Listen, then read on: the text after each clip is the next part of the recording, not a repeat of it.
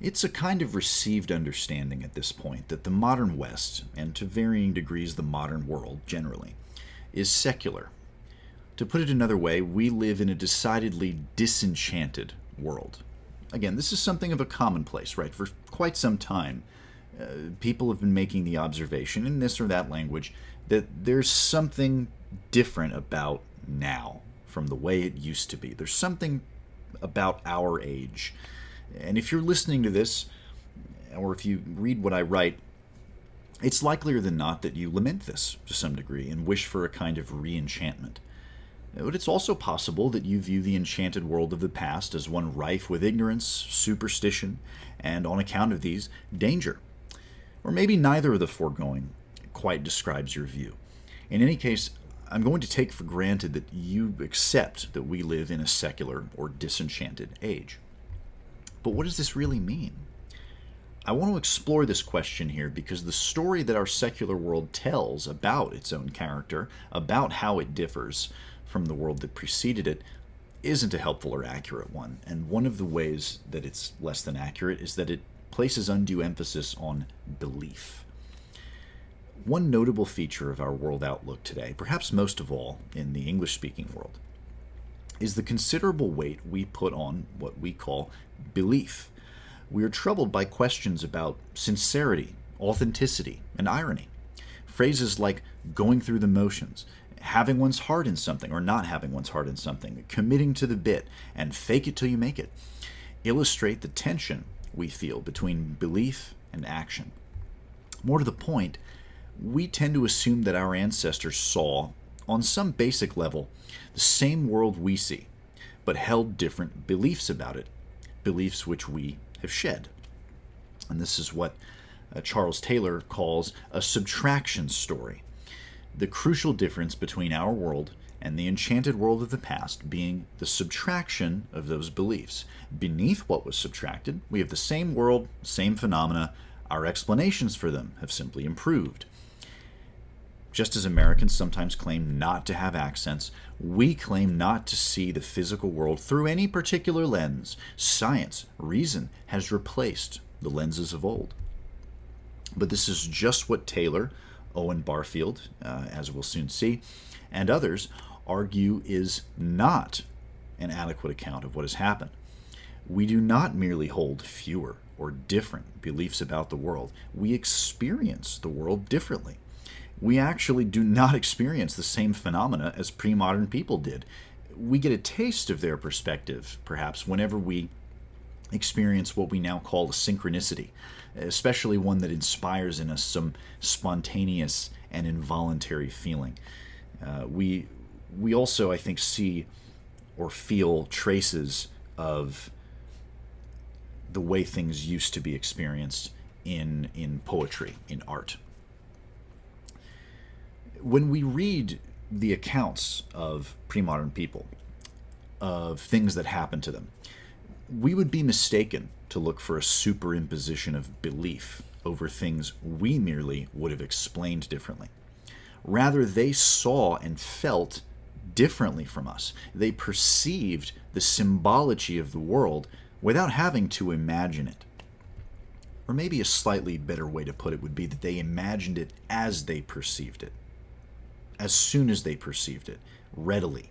They didn't have to try to imagine it. The concept of what it was occurred to them just readily. There wasn't a question of belief versus unbelief. And that's even true for us now. Like, at least when we experience something familiar, more often than not, whatever sort of concept we have of what we're experiencing or narrative we have about what it is occurs to us pretty much instantly. When we take something in with our senses, we pretty much instantly apprehend what we think it is. Consider the following from Barfield's Saving the Appearances. When I see a stone fall to the ground, do I believe that it is drawn by the force or the law of gravity? When I use the telephone, do I believe that my correspondent's voice is recorded and reproduced by an invisible called electricity? or are both these thoughts immediately experienced in my representation? I want to linger for a minute on the telephone because this is a great example of this point. I don't remember the first time I ever used a telephone, and neither do you probably, but there was a time when pretty much everyone who had ever used a telephone remembered very clearly the first time they used one because it was strange. It took repetition to actually establish the agreed upon concept of a phone call, which now you or I can just speak of, and it just immediately makes sense. And we can pick up our phone and make a call, or we can answer a phone call, and we don't have to try to imagine what it is. We don't have to. We don't really. There's no question again of belief or unbelief. We just answer the phone. It's worth looking at a couple of accounts of people's feelings on first using the telephone, because it really, again, it really shows this. So here I have one account. This is from Popular Science, March 1878. When we begin to use a telephone for the first time, there is a sense of oddity, almost of foolishness, in the experiment. The dignity of talking consists in having a listener, and there seems a kind of absurdity in addressing a piece of iron, but we must raise our respect for the metal, for it is anything but deaf. And here I have another account from 1898. This is from Telephone Magazine. Who does not remember the queer feeling that comes over him the first time he uses a telephone? The strange sensation of delight and triumph that is almost childish, and of which he feels ashamed, coupled perhaps with just a suggestion of fear as the words reach him from the distant station, and the strange wonder that comes over him as he realizes that his own hesitating answers are heard and understood, and realizes that he is now fairly in touch with 20th century civilization. I want to give one more example of how language had to be shifted to account for not just the telephone, but for recorded sound. There's a speech here from a talk about, talking by electricity, the telephone, from 1883. And Frederick Bramwell, he's talking about this experiment. He says he's making this point about how, I guess, over a phone or a recording, you could hear that a note was like a C, but you wouldn't necessarily know whether it was from an organ pipe or a violin string. And he says, I desire to illustrate what I mean by an experiment, but before doing so, I cannot help expressing my regret that there is not any compendious term which could be used when it is desired to denote that anything should be heard. I mean a term equivalent to saying, I will show you. If I were to say, I will show you a sound, I am afraid I should excite a laugh. But I really do not know what roundabout process to employ to express the same meaning with reference to sound. I will now show you, I must use the word, a sound. So think of that. We think nothing of showing someone a song, right? But that made no sense before a song could be recorded. And there's actually a great video on people's reactions to some of the first recorded kind of experiments with recording people's voices. I'll see if I can find that and put it in the description. Anyway, this leads us to Barfield's concept of original participation. In Barfield's terms, participation is the extrasensory relation between man and the phenomena. I will leave it for another time to discuss this in great detail, but here I'll give a brief explanation. When we experience anything, as I kind of went into just now and used kind of the telephone as an example, we do not experience it with the physical senses alone. We are perhaps totally incapable of doing this, though we seem to gain something by attempting to in states of meditation. If we did do this, it would be impossible for us to see a rainbow or hear a rooster. The colors that identify a rainbow, the cock-a-doodle-doo that identifies a rooster, are registered by our minds in an instant. But that registration is not mere sensation, nor does it inhere in the outside world. It is rather, as Barfield will put it, our own contribution, as percipients to the phenomena of rainbows and roosters. And again, to return to the phone call for a minute, when we experience a phone call, like when you think of those first accounts, or those accounts of people's first times using telephones, they were perceiving with their senses human voices, but were not perceiving the things that they normally associated with hearing human voices, like seeing their listener in front, or the person speaking to them in front of them. And that required a new sort of way of contributing, way of participating in order to make sense of that experience. And we confirm our perceptions by relating them to those of others through language. If you and I each affirm that we're looking at a rainbow, we agree that there is a rainbow, rather than that one of us is hallucinating. Consider, too, that there is no such thing as an unseen rainbow. I'm not going to dwell too long on that point, but Barfield says, too, in Saving the Appearances, that it's very easy to grasp that for a moment, and it's very hard to keep it in mind, that there isn't such a thing as an unseen rainbow, and there isn't really such a thing as an unheard sound. Through just this process, we together participate in the phenomena around us, forming the collective representations that we call rainbows, roosters, gravity, phone calls, and so on. In the pre-modern world, and among contemporary tribal societies, this relationship of participation was and is conscious. Thus, we may call that state of consciousness original participation.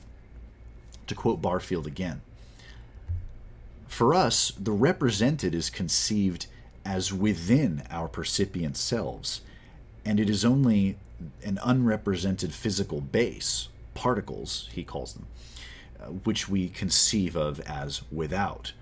Not so for primitives. For them, the represented, too, is conceived as outside, so that there is no question of conscious figuration. The human soul may be one of the stopping places for mana, but what differentiates the primitive mind from ours is that it conceives itself to be only one of those stopping places, and not necessarily the most significant. The essence of original participation is that there stands behind the phenomena, and on the other side of them from me, a represented which is of the same nature as me, whether it is called mana, or by the names of many gods and demons, or God the Father, or the spirit world. It is of the same nature as the perceiving self, inasmuch as it is not mechanical or accidental, but psychic and voluntary." Barfield insists that by understanding this distinction between our state of consciousness, and that of original participation, the point is not to find someone to turn up our noses at. Rather, we must recognize that all of our species' thinking about how things out there in the world relate to one another, our astronomy, our zoology, our history, started with those things being experienced in this participated way. And as Barfield discusses in that previous quote, it's not just the world we see out there that has changed. We ourselves have changed too. Charles Taylor discusses this in an article called Western Secularity. Modern Westerners have a clear and firm boundary between mind and world, even mind and body. Moral and other meanings are in the mind. They cannot reside outside. But it was not so formerly. Let us take a well-known example of influence inhering in an inanimate substance, as this was understood in earlier times. Consider melancholy. Black bile was not the cause of melancholy. Rather, it was melancholy. The emotional life was porous here. It didn't simply exist in an inner mental space. Our vulnerability to the evil and the inwardly destructive extended to more than just malevolent spirits. It went beyond them to things that have no wills but are nevertheless redolent with evil meanings. See the contrast. A modern is feeling depressed, melancholy. he is told that it's just his body chemistry. He's hungry, or there's a hormone malfunction, or whatever. Straight away, he feels relieved. He can take a distance from this feeling, which is declared ipso facto unjustified. Things don't really have such a meaning. It just feels that way, which is the result of a causal process utterly unrelated to the meanings of things. This disengagement depends on our modern mind-body distinction and the relegation of the physical to being just a contingent cause of the psychical. But a pre-modern might not be helped by learning that his mood comes from black bile, because this doesn't permit any distancing. Black bile is melancholy. Now he just knows that he's in the grip of the real thing. Thus, Taylor draws a distinction between the buffered or bounded self of today and the embedded or porous self of the past. Again, he's saying much the same thing as Barfield. To put it in Barfield's terms, black bile, like all other phenomena, was at some point participated, experienced directly, with a fundamental unity between the percipient and the perceived. Another correlate of the porous selves of our ancestors was the social embedding in which they existed. The archetypal human group for most of our existence would have been a small, perhaps semi-permeable, extended kin group bound together in collective ritual. Indeed, the distinctions we might make today between household activities, work, and religion would not have existed. The earliest villages would have consisted of but a handful of distinct dwellings, each housing as many as a few dozen people. In the archaeological record of long-inhabited places, the passage of time can be traced in the expansion and proliferation of distinct types of buildings, distinct rooms, increasingly specialized and personal spaces. We can see how this arrangement of physical and social space would have gone hand in hand with a less defined sense of individuality. Go far enough into the past and the idea of private religious practice, for example, would be unthinkable. Exile, to be separated from the group, was existentially significant in a way we today might find difficult to relate to. The amount of time we spend alone today would shock someone who lived thousands or even a few hundred years ago. Now we get to the point of plugging up the holes in the porous self, as it were. At this point, we've established well enough that we experience ourselves and the world differently than we used to. We have gone through successive stages of consciousness to arrive here. But what were the causes of this great disembedding, as Taylor calls it? To combine my own reflections on this with those of both Taylor and Barfield, I would point to the following. Number one being urban living. As Samo Buria discussed in Palladium in 2024, the importance of cities in shaping who we are is hard to overstate. As early as the Epic of Gilgamesh, we can see evidence of our grappling with the novelties, demands, and implications of city life. Once people live in cities, their identities are recontextualized, away from the land and away from the tribe. Cities mimic the order of the world of animals and plants and earth and sky, but they also separate us from it. The world of other people becomes a kind of Indra's net, reflecting itself to itself. This cannot but contribute to a changing relationship between self and other, man and world. Only 1,500 years or so after the epic, only 1,500 years or so, but yes, still very long ago, okay? Over something like 2,500 years ago. 1,500 years or so after the Epic of Gilgamesh was written, and in the very same city it discusses, Ur, the princess and priestess, Enigaldi Nana, she maintained what was possibly the world's first museum, with trilingual labels explaining the history of various rare objects. This is just the kind of pursuit that is thoroughly unimaginable without some movement away from original participation. Let me elaborate on this a little bit. In the state of original participation, these objects would have been seen as they made sense within the shared sort of participated symbological world. In other words, they wouldn't be valued as leftovers from a long dead way of living in the world. That wouldn't really occur without having had some separation, having had some awareness, not to say cynicism, but some awareness sort of knocked into you by experience of civilized, of city life. Number two would be changes in religious doctrine and practice. Within just a few hundred years, before and after Enigaldi Nana's museum, a variety of religious and philosophical movements arose throughout Eurasia that placed a new emphasis on the salvation, enlightenment, and ultimate fate of the individual, and often on such a basis as could be spread, and in many cases later were, across the world. This period of time is sometimes called the Axial Age. Sometimes the commonalities across these traditions might be overstated, but they are there. It's worth noting that some make a more decisive break than others, however. Barfield specifically marks out the revelation of the Hebrews, by which everything proclaims the glory of God, but nothing represents him. In other words, the Hebrews are essentially commanded to stop engaging in original participation. Barfield and Taylor alike also note important changes in the Western Church over the past 1,000 years. The rise of nominalism, the Reformation, a growing emphasis on individual piety over public ritual. Number three would be the scientific revolution. Of course, it hardly needs elaborating that modern science provides us with a way of seeing and speaking about the world that is utterly contrary to conscious participation.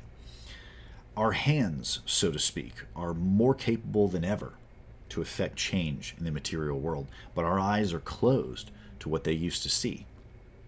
And I would add maybe a fourth contributor to the great disembedding, which would be literacy, especially mass literacy, because writing itself is a kind of abstraction away from the direct apperception or apprehension of the symbolic qualities of the natural world, right?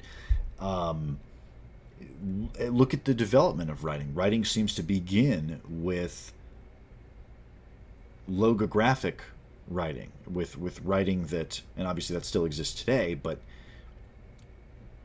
it seems that we would say written symbols that were intended to be images directly representing concepts, directly representing phenomena, things that were observed in the surrounding world, were the beginning of writing, and over time these symbols got simplified, they got abstracted, they came to represent specific syllables or specific consonants and vowels in the spoken language.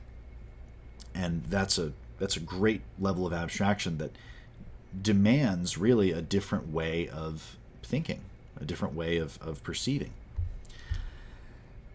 And of course, these causes are impossible to fully disentangle from one another. If sites like Göbekli Tepe are any indication, the very first cities, ones we may never know the original names of, may have begun as religious institutions. Cities themselves have contributed to the development of new religious and philosophical movements, and of course new religious and philosophical movements have often been spread by writing. And the scientific revolution owes much to what are at root, as Michael Allen Gillespie has written, the theological ideas that broke the medieval West apart.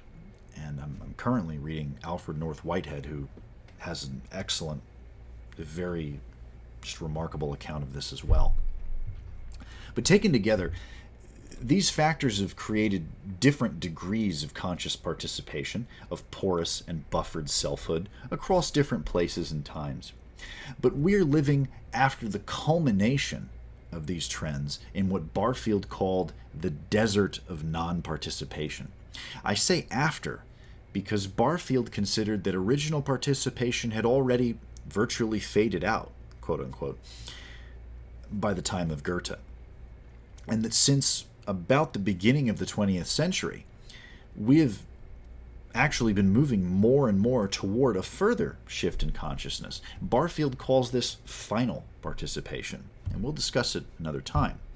For now, I will say that our buffered selfhood and concomitant non-participation have their benefits. Not only are we able, as Taylor says, to distance ourselves psychically from external sources of suffering, we are also able, in many cases, to eradicate them.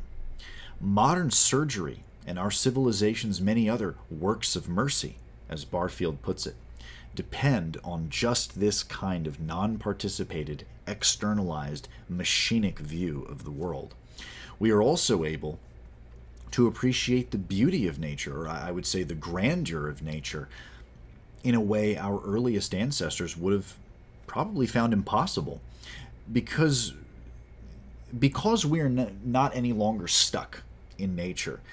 Indeed, because we have created nature as a category, we are able to look at a bird, a tree, a mountain, and appreciate it as a distinct entity with its own separate existence. From Barfield, the possibility of a selfless and attentive love for birds, animals, flowers, clouds, rocks, water permeates the whole modern mind, its science, its art, its poetry, and its daily life. It is something which only a fool would be in a hurry to sacrifice. Indeed, to sacrifice them would mean an attempt to return to original participation, which many indeed seem to want to do. But this would be to shirk our responsibility to move onward into final participation.